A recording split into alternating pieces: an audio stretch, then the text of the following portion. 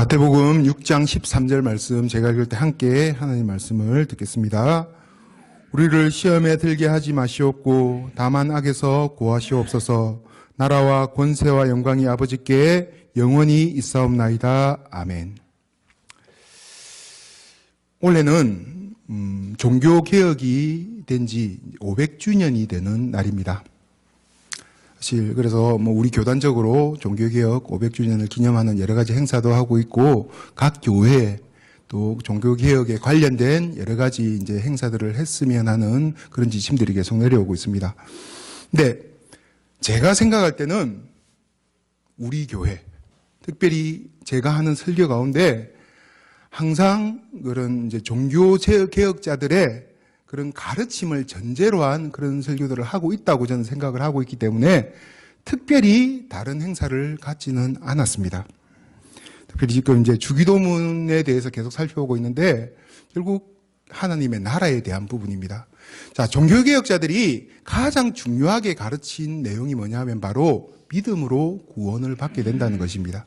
우리의 행위로 구원을 받는 것이 아니라 믿음으로 구원을 받는다. 이신칭의 이렇게 부르는 그런 내용인데, 자, 오늘은 본문 말씀에서 나라와 권세와 영광이 아버지께 영원히 있사옵나이다 이렇게 이제 마지막으로 주기도문 마지막을 이렇게 마무리를 했는데, 하나님 나라에 있어서 가장 중요한 부분인 예수 그리스도의 대속의 죽으심과 그 효력에 대한 부분을 우리가 조금 구체적으로 생각을 해보도록 하겠습니다.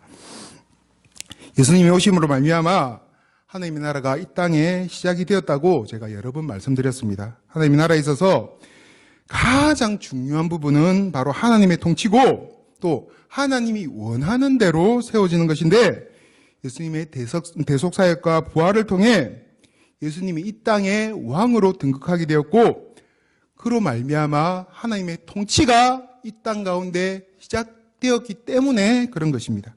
하나님의 나라에 대해 땅이라는 개념, 공간적인 그런 개념으로 이해를 하면 하나님 나라는 미래에 우리가 죽어서 가는 곳이나 예수님의 재림으로 이 땅 가운데 임한 곳이 됩니다.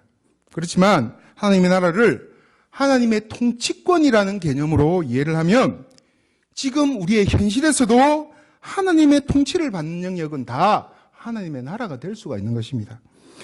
자, 이 하나님의 나라에 들어갈 수 있는 유일한 방법은 바로 이 땅에 오신 하나님이자 참 사람이신 예수님을 믿는 방법밖에 없습니다. 문제는 하나님의 나라에 들어가기 위해서 외적으로 봤을 때, 겉으로 봤을 때 분명히 사람이었던 예수님을 믿어야 한다는 것에 있습니다. 자, 그래서 많은 사람들이 이 부분을 이용을 합니다. 자신도 예수님과 같은 존재 아니면 더 나아가서 예수님은 십자가에서 죽으셨기 때문에 실패했지만 자신은 죽지 않는 진정한 메시아라고 주장하는 일들이 일어나는 것입니다. 자, 지금도 그런 사람들 많이 있습니다. 가장 대표적으로 저 신천지의 이만희 같은 사람, 그런 사람들입니다. 근데 앞으로도 계속 그런 사람들은 등장할 것입니다. 왜냐하면 이런 일이 말세에 너무도 확실하고 분명한 특징이라고 성경이 가르쳐주고 있기 때문입니다. 마태복음 24장 23절 24절을 보면 그때에 사람이 너희에게 말하되 보라 그리스도가 여기 있다 혹은 저기 있다 하여도 믿지 말라. 거짓 그리스도들과 거짓 선지자들이 일어나 큰 표적과 기사를 보여 할 수만 있으면 택하신 자들도 미혹하리라. 마가복음에도 누가복음에도 같은 말씀이 기록되어 있습니다. 말세의 가장 중요한 특징이라는 겁니다. 그런 사람들이 일어나는 것이 말입니다. 자, 이렇게 자신이 재림주라고 메시아라고 말하는 사람들의 말이 거짓말일 수밖에 없는 이유가 무엇일까요? 제가 자주 말씀드렸는데 다시 한번 정리를 하도록 하겠습니다. 자, 예수님만이 메시아일 수 있는 이유, 가장 중요한 이유는 바로 예수님만이 유일하게 성령으로 잉태되어 태어나신 분이기 때문에 그런 겁니다. 성령으로 잉태되어서 태어났다는 말에 있어서 가장 중요한 부분은 원죄가 없이 태어났다는 겁니다. 사람의 유전을 통해서 계속 내려오는 원죄, 그게 예수님에게는 이어지지가 않은 겁니다. 왜냐? 성령으로 잉태되었기 때문에 그런 겁니다.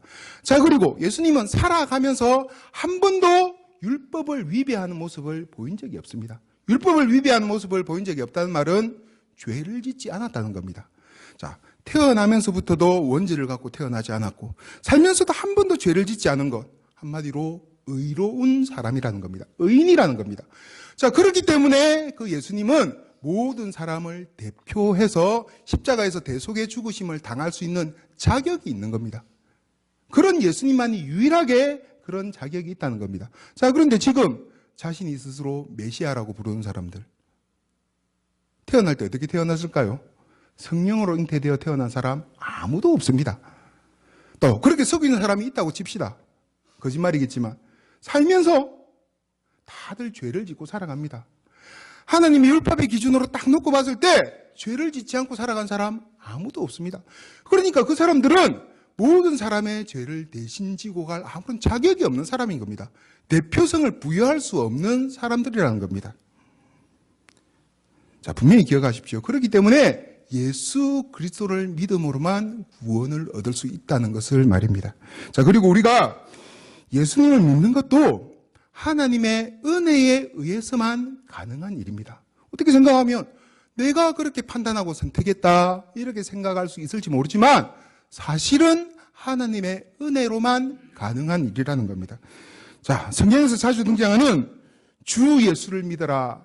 자주 등장하는 게 아니라 우리가 이제 잘 알고 있는 주 예수를 믿어라. 그리하면 구원을 받으리라라는 말씀은 언뜻 생각하면 우리가 의지적으로 판단하고 결단해서 예수님을 믿어야지만 구원을 얻을 수 있다는 말로 여겨질 수 있는데 그런 의미의 말씀이 아닙니다. 이 말씀은 예수님을 믿는 방법 외에는 구원을 얻을 수 있는 방법이 없다는 구원의 방법론을 우리에게 가르쳐주는 말씀입니다. 세상의 어떤 것으로도 또 자신이 갖고 있는 어떤 것으로도 자신의 어떤 노력 그런 것들로도 구원을 얻을 수 없고 오로지 하나님께서 우리에게 제시하신 유일한 구원의 방법인 예수님을 믿는 것으로만 구원을 얻을 수 있음을 우리가 인정하라고 가르쳐주는 말씀이라는 겁니다. 자, 그런데 이 예수님의 죽으심의 이 효력에 대해 이제 다양한 견해들이 존재합니다. 좀 더 구체적으로 예수님은 누구를 위해 십자가에서 돌아가셨는가 하는 질문을 한다는 겁니다. 다시 말해 예수님의 십자가의 효력의 범위가 어디까지인가라는 그런 다양한 의견들이 존재를 하고 있다는 겁니다. 예수님은 누구를 위해 십자가에서 돌아가셨습니까? 쉽게 한마디로 우리를 위해 십자가에서 돌아가셨습니다. 이렇게 대답을 하면 됩니다. 자, 그런데 문제는 여기서 말하는 우리가 과연 누구를 말하는 것인가 하는 부분입니다. 자, 교회사를 보면 이 우리가 누구인지에 대해 끊임없이 논란이 제기된 것을 볼 수가 있습니다. 이 논쟁을, 이 우리가 누구인가에 대한 논쟁을 가장 적극적으로 촉발시킨 사람이 혹시 아는 분이 있을지 모르겠는데 알미니우스라는 사람입니다. 이 사람의 주장을 많은 사람들이 받아들이게 되고 그 결과 감리교라는 교단이 생기게 됩니다. 그래서 감리교에서 신학을 하는 사람들을 알미니우스주의자 이렇게 부릅니다. 자, 이 알미니우스주의자들은 예수님께서는 온 세상 사람들을 위해, 그러니까 모든 사람들을 위해 돌아가셨다 이렇게 주장을 합니다.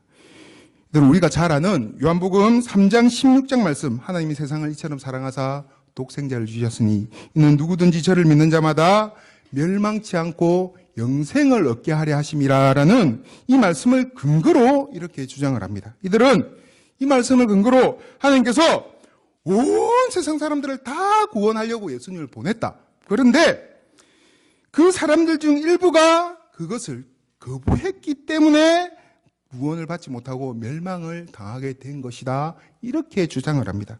바로 하나님은 온 세상 사람들을 구원하기 원했지만 그것을 받아들일지 말지를 결정하고 선택하는 존재는 사람이다. 이렇게 지금 주장을 하는 겁니다.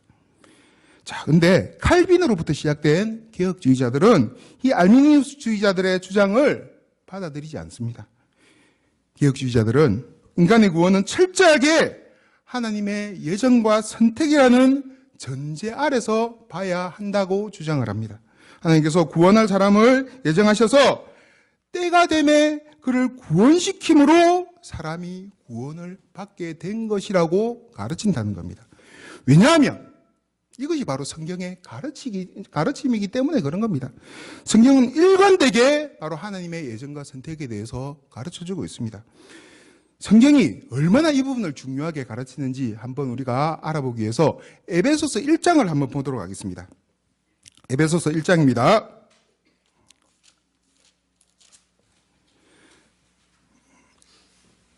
에베소서 1장 3절부터 제가 읽겠습니다.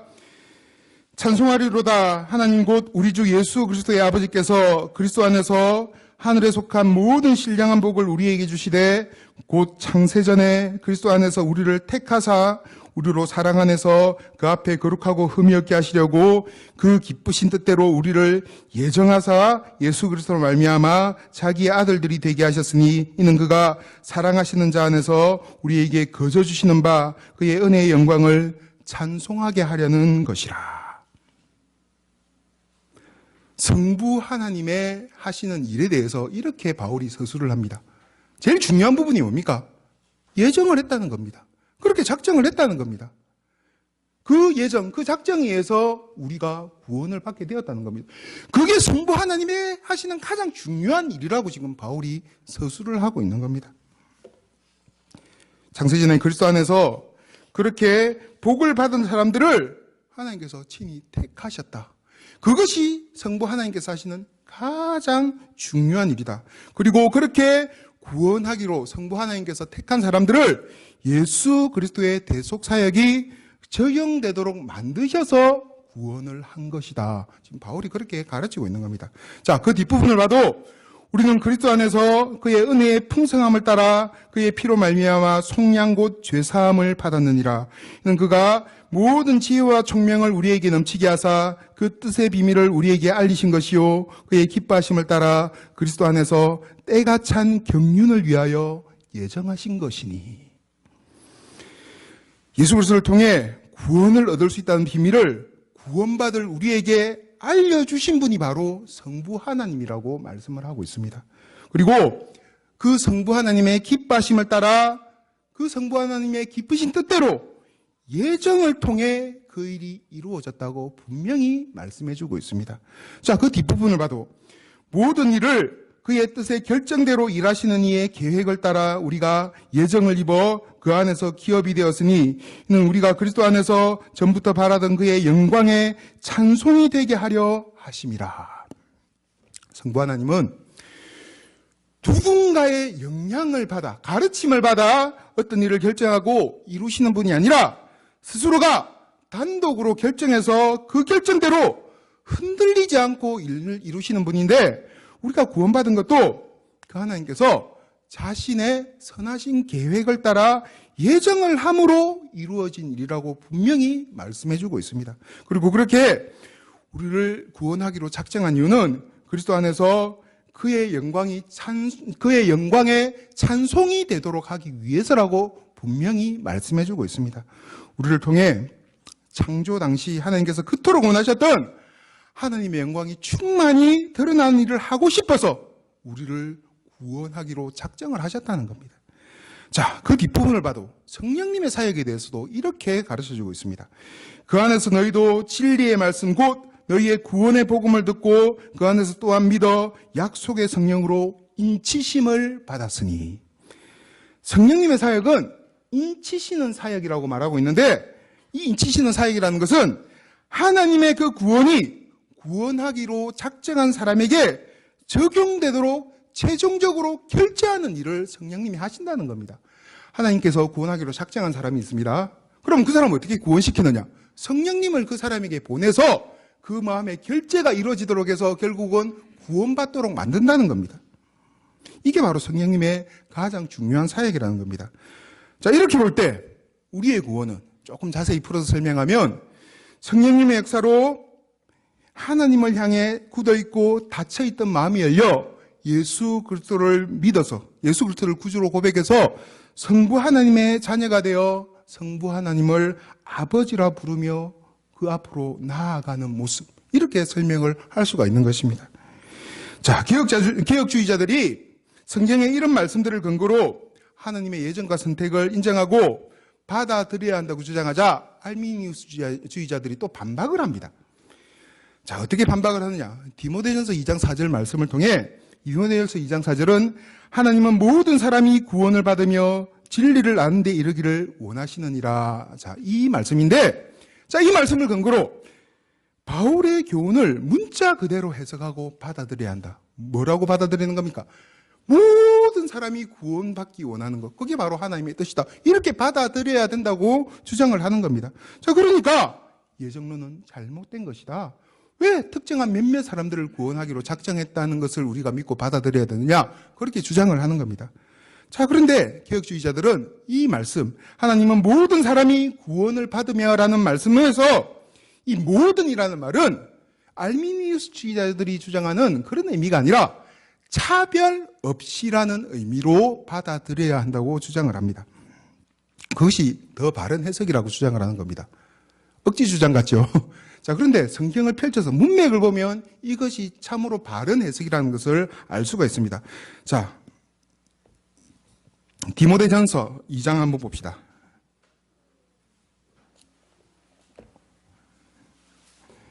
디모데전서 2장 1절부터 보겠습니다. 2장 1절부터 보면 그러므로 내가 첫째로 권하노니 모든 사람을 위하여 간구와 기도와 도구와 감사를 하되 임금들과 높은 지위에 있는 모든 사람을 위하여 하라. 이는 우리가 모든 경건과 단정함으로 고요하고 평안한 생활을 하려 함이라.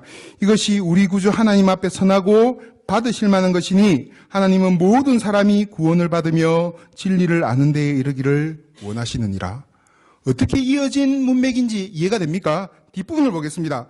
하나님은 한 분이시요 또 하나님과 사람 사이의 중보자도 한 분이시니 곧 사람이신 그리스도 예수라. 그가 모든 사람을 위하여 자기를 대속물로 주셨으니 기하기 이르러 주신 증거니라.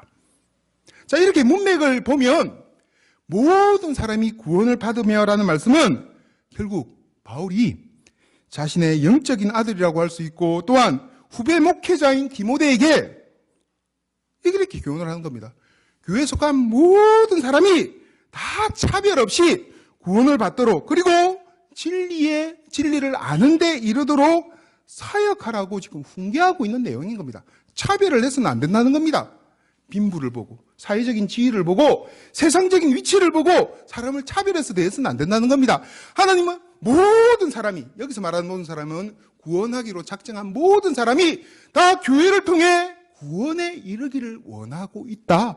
그러니까 차별 없이 그들을 대해라. 그렇게 지금 교훈하고 있는 내용인 겁니다. 자, 이것을 봐도 우리가 성경의 어떤 구절에 대해 그 앞뒤 문맥을 잘 살펴서 해석하는 것이 얼마나 중요한 일인지를 잘 알 수가 있습니다. 결론적으로 개혁주의자들은 예수 그리스도의 대속의 죽으심의 효력에 대해 이렇게 결론을 내립니다. 그리스도의 보혈은 모든 사람의 죄를 속할 정도로 가치가 있고 그 능력은 그들을 전부 구원하고도 남지만 하나님은 그리스도의 구속을 택한 자들에게만 적용시키는 것을 기뻐하셨다. 결국 그리스도의 속죄는 무한한 가치를 지니지만 그 적용은 택한 사람들에게만 미친다. 이것이 바로 개혁주의자들의 주장입니다. 이것을 신학적인 용어로 제한적 속죄 이렇게 부릅니다. 자, 이것을 조금 더 우리가 이제 정확하게 또 거부감 없이 이해를 하기 위해 제가 몇 번 말씀을 드렸지만 예화를 들어서 설명을 하도록 하겠습니다. 이렇게 설명을 해도 마음에 이제 그런 불만이 생기는 겁니다. 왜 하나님께서 그렇게 하셨나? 하나님께서 실패하신 것 아닌가? 처음부터 바르게 창조를 하셨으면, 바르게 계획을 세우셨으면 중간에 그런 일 없이 쭉 사람들이 그냥 구원받은 상태로 살아갈 수가 있었을 텐데 하나님이 잘못하셔서 이런 사단이 난 게 아닌가? 이런 우여곡절을 겪은 게 아닌가라고 생각하는 사람들이 있다는 겁니다. 우리는 이 부분을 생각할 때 가장 중요하게 생각해야 될 부분이 바로 하나님께서 사람에게 자유의지라는 것을 주셨다는 부분입니다. 하나님께서 영광을 받기 위해 사람을 비롯한 온 세상을 창조하셨습니다. 하나님께서 영광을 받기 위해서는 한 가지의 조건이 필요합니다. 그게 뭐냐? 사람에게 자유의지가 있을 때 하나님께서 영광을 받으실 수가 있는 겁니다. 생각을 해보십시오. 우리를 기계적으로 입만 열면 하나님 사랑합니다. 하나님 영광 받으십시오. 이 멘트하는 존재로 만들었다고 한번 생각을 해보십시오. 그렇게 만든 우리가 그런 말 하는 것을 통해 하나님께서 영광을 받을 수가 있을까요? 어떤 녹음기에 폰에다가 너는 참 예뻐, 너는 참 아름다워 계속 그렇게 녹음시켜 놓고 하루 종일 그거 들으면 기분이 좋아질까요? 누군가 다른 사람도 다 예쁘다고 말할 수 있는 사람이 당신이 진짜 예뻐요 이렇게 말하면 그것 때문에 기분이 좋아지잖아요. 마찬가지로 하나님께서 영광을 받기 위해서는 다르게 판단할 수도 있는 사람이 하나님을 사랑한다고 고백했을 때, 그래서 하나님께서 영광을 받기를 원한다고 고백했을 때 하나님께서 영광을 받으실 수가 있는 겁니다. 그래서 하나님은 사람에게 자유의지란 것을 주신 것입니다. 자유의지를 가진 상태로 사람이 창조가 되었다는 겁니다. 자, 그런데 이 자유의지는 문제가 있습니다. 그 자유의지를, 판단력을 잘 사용하면 아무런 문제가 없지만 이제 판단력이라는 게 잘못된 판단을 할 수 있는 여지가 있기 때문에 그런 겁니다. 하나님이 원하지 않는 방향, 잘못된 방향으로 그 판단력을 사용하면 그 결과 사람은 죽게 되는 겁니다. 멸망에 이르게 되는 겁니다. 근데 하나님은 그것을 허용할 수가 없었던 겁니다. 그래서 창조하기 전에 이미 혹시나 사람이 판단력을 잘못 사용해 멸망에 이르게 되었을 때라도 그들을 구원할 방편을 마련해 놓고 사람을 창조를 한 겁니다. 자, 그 자유의지를 잘 사용해서 계속 하나님 원하는 대로 살아가면 그대로 놔두면 되지만 혹시라도 사람이 그 판단력을 잘못 사용해서 그 결과 멸망에 이르게 되면 그럼에도 불구하고 그들을 구원해야 되겠다고 생각을 하고 사람을 창조를 했다는 겁니다. 왜냐? 그만큼 사랑이 있기 때문에 그런 겁니다. 우리가 자식한테 그런 마음 가지잖아요. 우리가 그냥 폰이나 이런 것들은 고장나면 버리면 그만이고 새 폰을 사면 그만이면 자식들 그렇지 않잖아요. 뭔가 잘못되면 어떻게든 고치고 싶고 그래서 바르게 자라도록 하고 싶은 바로 그 마음을 하나님께서 우리를 향해 갖고 계신다는 겁니다. 그래서 우리가 자유의지를 잘못 사용해서 멸망에 이르게 되었을 때라도 구원할 방편을 마련해 주셨는데 그것이 바로 예수 그리스도를 통해 구원하는 방편인 겁니다. 그런데 그렇게 구원할 사람들을 이미 하나님께서 작정을 하셨다는 겁니다. 예정을 하셨다는 겁니다. 그래서 창세전에 구원할 사람들을 예정하셨다 이렇게 우리가 말을 하는 겁니다. 자, 그렇게 구원을 받은 사람 입장에서 나타내야 될 반응이 뭡니까? 왜 우리만 구원하셨을까? 왜 우리만 구원하시고 다른 사람들은, 저 사람들은 구원하지 않으셨습니까? 그게 아니라 하나님께서 그런 우리를 구원하신 것에 대해 감사하는 마음을 가져야 되는 겁니다. 왜 그러냐? 자, 사람이 스스로 살아날 가능성이 있는데 하나님께서 어떤 사람들은 구원하시기로 작정하시고 어떤 사람들은 구원하시지 않기로 작정을 했다면 그건 하나님께서 불공평한 겁니다. 그런데 사람은 하나님의 은혜가 아니면 누구라도 살아날 가능성이 요만큼도 없는 존재들입니다. 이미 다 죄 때문에 죽은 존재들이기 때문에 그런 겁니다. 원죄를 갖고 태어났기 때문에. 자, 그런 사람들 중에 하나님께서 은혜 가운데 몇몇 사람들을 구원하기로 작정을 한 겁니다. 잘 생각을 해보십시오. 살아날 수도 있는 사람들을 살아나지 못하게 만들고 몇몇 사람들을 살린 것이 아니라 이미 다 죽어 있는 사람들, 그래서 살아날 가능성이 요만큼도 없는 사람들 중에 하나님께서 몇몇 사람들을 살려서 구원하기로 작정을 하신 겁니다. 그래서 구원받아 살아난 사람들이 바로 저와 여러분들입니다.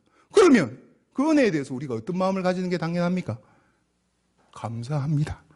고맙습니다. 그게 당연한 반응이라는 겁니다. 나는 스스로의 힘으로 이렇게 살아날 가능성이 전혀 없는 사람이었는데 하나님께서 그런 은혜를 베푸셔서 나를 구원하셨군요. 하나님 감사합니다. 그것이 구원받은 사람 입장에서 마땅히 나타내야 될 반응의 내용이라는 겁니다. 자, 이렇게 하나님의 나라가 예수 그리스도의 오심을 통해 이미 시작되었기 때문에 하나님의 예정과 선택에 의해 구원받은 우리는 현재 여기서도 우리 현실의 상황에서도 하나님 나라의 복과 은혜들을 맛볼 수가 있습니다. 아니, 반드시 맛봐야 합니다. 왜냐하면 사람은 현재 이곳에서 경험할 수 있는 사실들을 통해 진심으로 그 나라의 완성을 기대할 수가 있기 때문입니다. 여기서 하나님 나라가 즐거운 사람이 앞으로 완성될 하나님 나라를 기대하는 마음으로 살아갈 수가 있는 겁니다. 여기서 하나님 나라가 전혀 즐겁지 못한데 하나님 만나는 것이 전혀 기쁘지 않은데 나중에 하나님 만나는 게 뭐가 그렇게 기대가 되겠습니까? 그냥 밋밋한 별 의미가 없는 대수롭지 않은 그런 일로 여겨질 수밖에 없는 겁니다. 여기서 하나님에 대해 기대하는 만큼, 하나님께서 주시는 복과 은혜들에 대해 기대하는 만큼 미래에 우리에게 주어질 완성된 하나님 나라의 그 복과 은혜들을 더욱더 기대하는 마음으로 우리가 살아갈 수 있게 된다는 겁니다. 우리가 지금 이 세상에서 사는 동안 하나님 나라에 들어가서 그 나라의 복과 은혜들을 맛보고 있지 못하다면 나중에 완성될 그 나라에 들어가는 것이 별로 기쁘고 좋은 일이 아닐 수도 있다는 겁니다. 만약 그렇다면 현재 그냥 우리가 이렇게 살아가는 것이 그냥 밋밋한 느낌이라면 그런 사람이 기대하는 구원은 그냥 지옥에 가지 않는 복 정도의 수준일 것이라고 생각합니다. 이게 얼마나 안타까운 일입니까? 구원에 대해 단지 지옥에 가지 않는 정도의 내용으로 생각하면 하나님 나라에서 누릴 수 있는 것들에 대해 전혀 기대하지 못하는 삶을 살아가는 것일 수밖에 없기 때문에 안타까운 일인 겁니다. 예전에 투지폰이 뭔지 알죠?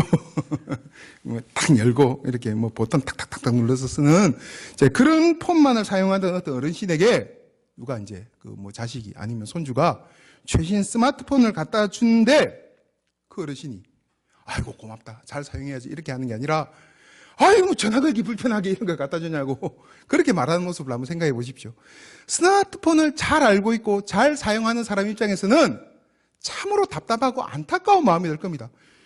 그 많은 기능들 하나도 사용하지 못하고 단지 그냥 전화 하나만 거는 거로 충분하다고 생각하는, 사실 저도 그런 사람에 가까운 사람 중에 한 명인데 바로 그런 마음일 수 있다는 겁니다.